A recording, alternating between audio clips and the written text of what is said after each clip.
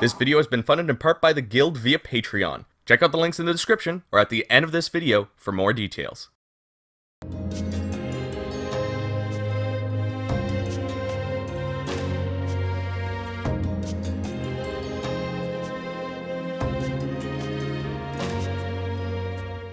Hello everyone, my name is Gildart, and welcome back to another Pros vs. Cons mini review, the show where I present the pros and cons of my first impressions. Now I'm gonna admit here that I haven't played any of the past Aqua Plus games. The only ones that I know are thanks to Chels. But when I saw screenshots of Monochrome Mobius, I got super interested in this game. Monochrome Mobius, Rights and Wrongs Forgotten is the latest entry in the long-running Utawarerumono series. Based on my research, this takes place after the very first game in the timeline called Prelude to the Fallen, but before Mask of Deception. If you don't know what Utawarerumono is, it's a long-running multimedia franchise that started life as an eroge visual novel with tactical JRPG combat that was released for the PC on April 26, 2002. It's since gone on to spawn various other games, animes, and so much more. The game we're looking at today, Monochrome Mobius, Rights and Wrongs Forgotten, releases September 5th, 2023 for PS4 and PS5. We already saw a release on PC on November 17th, 2022, which is when Japan got their PlayStation releases. The big difference between this and other previous Utawarerumono titles isn't just in the title alone. We've now jumped over from a tactics-style RPG to a more traditional turn-based JRPG experience. Now, I'm not going to jump into this video as if I've been a longtime fan of Utawarerumono, but I would be lying if I said I wasn't interested in this game and open to exploring more of the Utawarerumono world. So a big special thanks to NIS America for providing a review code for this game and allowing me to take part in celebrating the 20th anniversary of this series.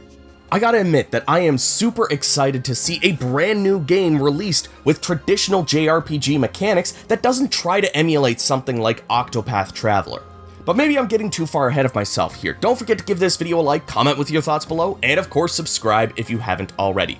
Alright, let's jump into Monochrome Mobius. Ready, set, pros. Right off the bat, we gotta talk about how great this game looks. This was the whole reason I decided to check out this game in the first place. The screenshots made this game look so appealing, and now that I have the game and see it in action, I can say it did not disappoint. Whether it's the well-crafted 3D semi-open world reminiscent of games like Dragon Quest Heroes 2, or the gorgeous 2D character portraits that appear during character conversations, every moment of this game is met with beautiful visuals. On top of having these great graphics punching us in the face, we also get a spectacular anime opening. It really sets the stage for a grand adventure, and a grand adventure you will have. I had to do my best to remain focused on the story at hand and not explore too much of the world. Some areas are relatively small and manageable, but others are just so large with various paths for you to take that I could get lost for days exploring everything to find every treasure chest and fight every enemy.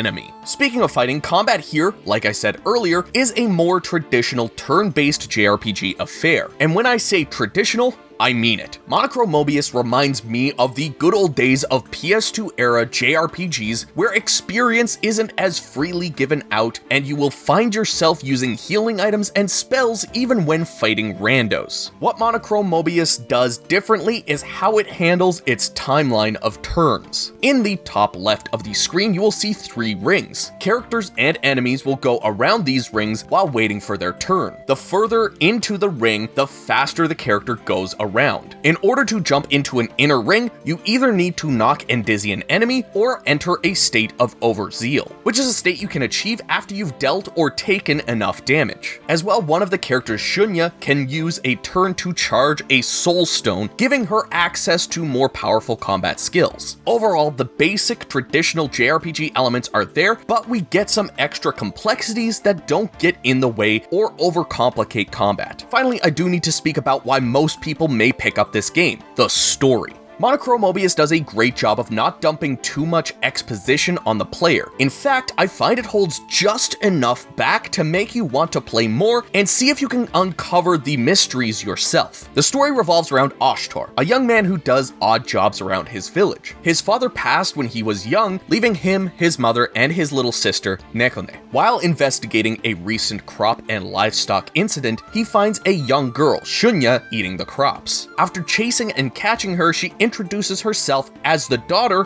of his father. She talks about him in a way that does lead Ashtar to believe she's telling the truth. However, this raises many questions as she is older than his younger sister, meaning his father would have needed to have had an affair that he knew nothing about. As well, his father died in battle and never returned. If he were still alive and talking to Shunya about his previous family, why did he never return to them? Shunya was sent through a portal by their father when they were facing some pursuers. She was told to find Ashtar if they ever got separated, but Ashtar doesn't know what to do. This begins their journey to find Shunya's homeland and make sure their father is okay. Seriously, every step of the way so far, I have been on the edge of my seat wanting to know more. I want to know what's going to happen next, and what truly is the connection between Ashtar and Shunya. During my research, I found out that Ashtar is actually this guy. Yeah, I've seen him so much on Utawarerumono merch, and I can't believe I'm playing through his story. That fact alone makes me even more invested. This has honestly kickstarted an interest in Utawarerumono that I don't think will be sated by this game alone. But that's all the pros I have so far. Now it's time for the wrath of the cons! Though I praise this game's visuals, I do need to mention that the PS2 era JRPG feeling isn't just in the combat mechanics. We also get some of that 6th generation era jank from time to time. The first thing that gave me this feeling were some of the animations. They feel stiff at times, like they weren't animated with modern methods. During some of the conversations where 3D models are used as opposed to the 2D character portraits, NPC mouths will not move. This is something I haven't seen literally since the PS2 days. Combat camera angles are also not as dynamic as they probably could have been for a modern game, especially when combat skills are used. I'm not saying I need a 5-minute long animation just to heal myself, but I want something a little bit more than what we get. Speaking of animations, sometimes you don't even get victory animations. It feels weird to have the battle just kind of go straight to the spoils screen without it. And when you do get it, you only see the animation of the person who finished combat. It's just kind of weird how no one else in your party seems to strike their victory pose. And I don't remember if this game tells you, but I honestly don't know what attacking the random enemies on the field does. I've done it as many times as I can, and it doesn't seem to guarantee you to move first, which is what it tends to do in other JRPGs. I also don't notice any sort of advantage to doing it, so I seriously don't know if there's a point. I also noticed that there are some times where I'm running around and hitting X and nothing is happening. I have to stop running to attack, which doesn't happen all of the time and feels clunky. Also, X as attack and gathering items, I'm not a big fan of that controller mapping. Personally, square should be attack. I know that brings up the map in this game, but you could always put the map to one of the directional buttons. And lastly, I need to mention something that I can't seem to escape, no matter what game it is lately. Sometimes I even forget to mention this fact as a con because I do come to expect it now, but it doesn't change the fact that I want it in my games. If you haven't put 2 and 2 together already,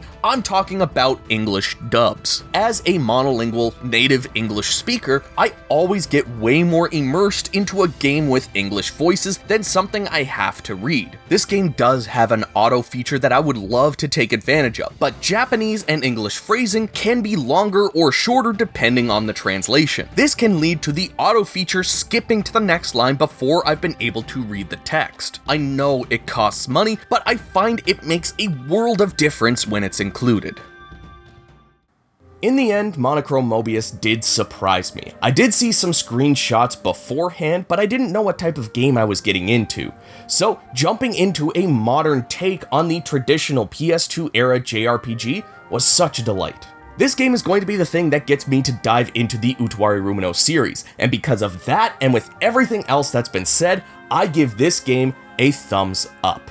I seriously can't praise this game enough. It looks gorgeous, it plays well, and the story is just so interesting. Sure, it seems to have some of that PS2 era jank along with that nostalgic gameplay feel, but personally, I think that only adds to the charm of the game. I would have preferred the animations to be smoother, mouths on NPCs to move, and have more dynamic camera angles during battle. Of course, I do think that would have made this game a better overall package, but these are small details in the grand scheme of things. I've put quite a bit of time into this game, and I feel like I have barely scratched the surface of the story and world. This will definitely be a game that I continue to come back to. I want to find out more about Ashtor and Shunya's relationship. Is their father actually okay? And what happened to him during Ashtor's youth? What other characters am I going to add to my party? And what connections do they have with the rest of the Utawarerumono world? I am definitely going to be checking out the anime, playing the other games, and diving deeper into Utawarerumono thanks to this game. I think there are some anime that has been dubbed, so at least I have one way to experience this with English voices. But either way, I'm going to keep chugging along with this game until I have the answers I need. I can't recommend this game enough, especially if you're even the slightest bit interested in Utawarerumono. You've got to do yourself a favor and pick this up. Anyways, everyone, thank you so much for watching my mini review of Monochrome Mobius Rights and Wrongs Forgotten. If you enjoyed it, give it a like and subscribe for more. What was your introduction to Utawarerumono? Let me know in the comments below. If you'd like to help support this channel and what I do here, you can join the guild, just like these awesome people that you're seeing on screen right now. You can join their names at the end of every single video for just $1 a month over on Patreon, or you can donate in a one-time fashion and join the volunteer unit over on Coffee. A special shout out to my guild general Beggy Beg for supporting this channel at the top tier. There are other rewards and other tiers as well, so check out the links that you see on screen, and I will see you all down in the comments.